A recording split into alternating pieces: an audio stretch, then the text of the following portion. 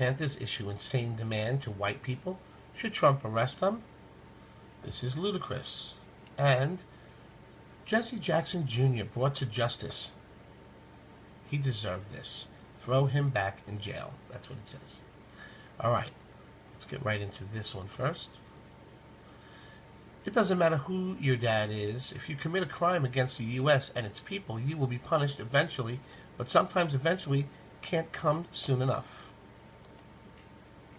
Jesse Jackson Jr., 51 years old, gets $138,400 a year from the federal government, even after he was in prison for stealing hundreds of thousands of dollars from the coffers of his campaign. Most of his money, $100,000 of it, is tax-free, and apparently workers' compensation, that ends right there. Should be a period, but it's not. Apparently workers' compensation via the Chicago Tribune. The rest of the money comes from payments from Social Security Disability Insurance, and some of that is taxable, according to his attorney, Barry Schatz. Nice name. While Jackson and Schatz claims that he deserves this federal money, the American people are not so sure. Taxpayer Watchdog Group has noticed that these payments show that the system is still finding a way to take care of the ex-lawmakers' convicted crimes of often in better fashion than many Americans with lesser financial means could expect. Exactly what kind of justice was served against Jackson? He went to jail and now he gets paid? How many American citizens are suffering daily, and yet this criminal was being paid thousands of our tax dollars? That's not right. Jackson is a Chicago Democrat and was a member of Congress for 17 years before resigning, which during this time he was under investigation by the FBI. He pled guilty to using $750,000 of his campaign cash to spend on vacation, luxury goods, memorabilia, and other expensive items. When he resigned, he was being paid $174,000 a year. Jackson was sent to prison for 30 months for this crime, but only stayed there for 22 months. His most recent crimes, where he again stole our tax money, have thus far gone unpunished. Really? Hold on. Enters Goodwill chokes elderly woman employee because she wouldn't say it. I'm just looking at an update here. Muslim man on the side. I get these updates, right? Can you see these up? Oh, all right. I clicked it. So let's see. Muslim man enters Goodwill, chokes elderly woman employee because she wouldn't say it. Say what? Who cares what? He's an animal. But let me get back to where we were at. Sorry. I was sidetracked. Before he resigned, he was being treated for his depression and bipolar disorder, and his workers' compensation shows June 1st, 2012 as his date of injury. But in the House of Representatives, he cast 72 roll call votes from June 1st through 8th that year and didn't miss a single vote, according to the records. Later in that same month, he was on leave of absence for exhaustion. It just doesn't add up. In November of 2012, Jackson won the re-election with 63%, without campaigning or running ads, but by talking to voters in pre-election robocalls. He appealed to our human nature to take pity, saying he was having a hard time and was doing his best he could. But Jackson is collecting workers' compensation at the top rate, the same as a person who with a total disability. The Federal Employees Compensation Act gives people money for their disabilities of personal injury or disease sustained while in the performance of a duty, according to the Labor Department. But how a congressman's job could cause bipolar disorder, which is something you are born with, or depression, which is oftentimes genetic, is a mystery. I'm unaware of any evidence linking bipolar disorder to working at your job. I don't care how difficult that job is. Jackson was already put in prison once for laundering money, and he's up to his old tricks. This needs to be addressed by President Trump administration. There is too much shady information coming out for our president not to pay attention to this. Jackson is once again stealing money from taxpayers, and he needs to be brought to justice. I agree. Jesse Jackson Jr. That's Jesse Jackson's son. I wonder what Jesse's been doing all these years.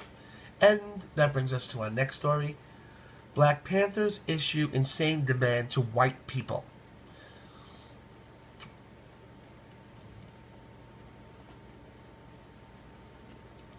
I'm going to get to that other story, by the way, as the final story. This one, Muslim man enters Goodwill. Not because I want to, but we have to. The people's new Black Panther Party just isn't giving up, and we aren't the only ones who are getting sick of the nonsense. The People's New Black Panther Society, led by Babu Amawal, has been attempting to take over Louisiana, Georgia, South Carolina, Mississippi, and Alabama. They're looking to form their own country within the United States, without white people. However, Sheriff David Clark had a biting response on Twitter. The Democratic Party already gave the Black Panthers their own country within the United States. It's called the American Ghetto. Uh-oh. That's harsh. The new Black Panther Party, blah, blah, blah. Facebook, the militant New Black Party with members who have been calling for race war within the United States with leaders who posted $10,000 bounty. All right. Get the liberals some ice because they just got burned. Sheriff Clark's words cut deep in many ways. On one hand, he brings up the fact that Democrats let down black Americans by causing ghettos, which does not bode well for the party. On the other hand, it insinuates that people like the members of the People's New Black Panther Party don't deserve anything better than the worst America has to offer them. Yeah, but they don't get that. It's becoming abundantly clear that people like Sheriff Clark are getting tired of shenanigans of both the Dems and these would-be rebel groups. Amawale has not yet responded to Sheriff's tweet. However, the group's leader has already stated that his stance on white America. If black people move in, most definitely white people will move out. White people moving out is, of course, the end goal for the movement. If the People's New Black Panthers are going to have their own country, they want it to be one composed of only black Americans. Yeah, that's called Africa. Isn't it? Isn't Africa all black? Well, for the black, why don't they go there and make it like America? Follow our democratic process the right way. Just look at the Republicans and look at Trey Gowdy, those type of people, and build your own country.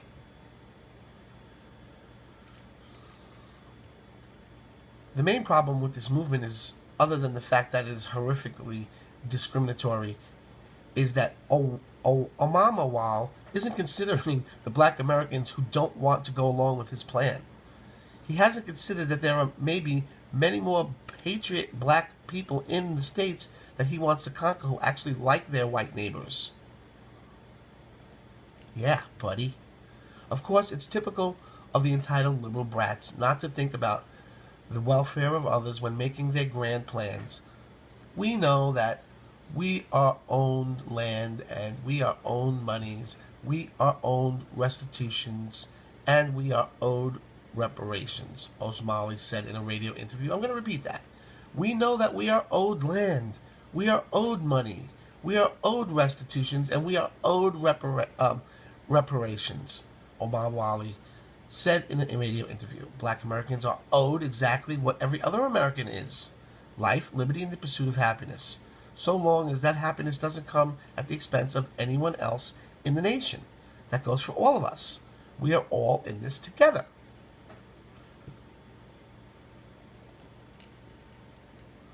The People's New Black Panther group hasn't delved quite into the same depths of terrorism that the Black Lives Matter has. But if they don't reevaluate their plans, we could see that becoming an issue soon. Hopefully, Amawali and his followers will come to their senses, especially in the wake of Sheriff Clark's biting tweet, and rethink their position.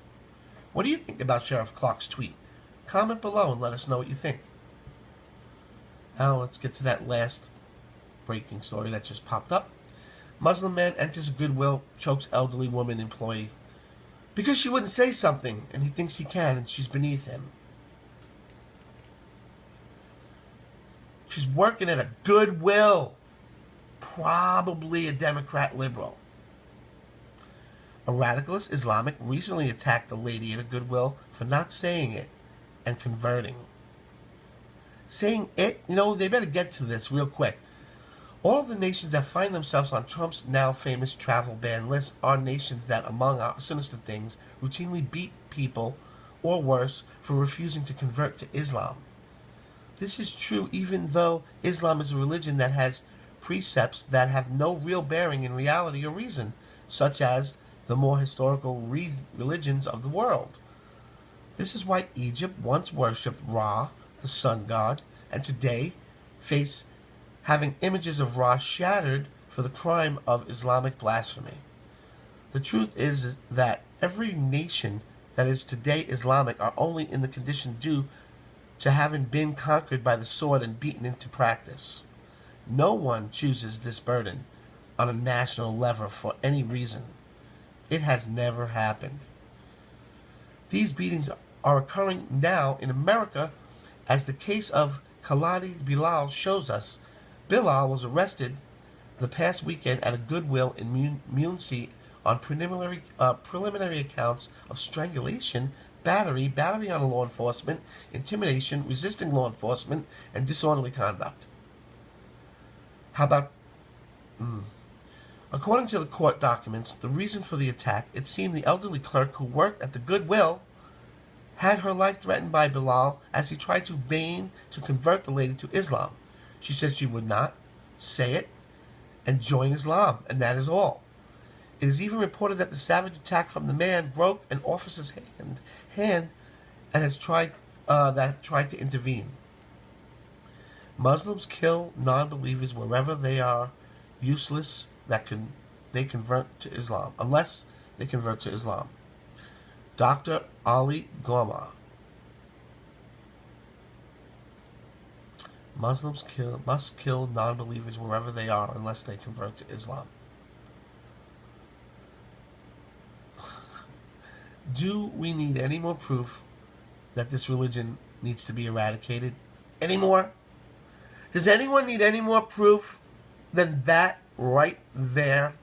Forget about everything else I said ever.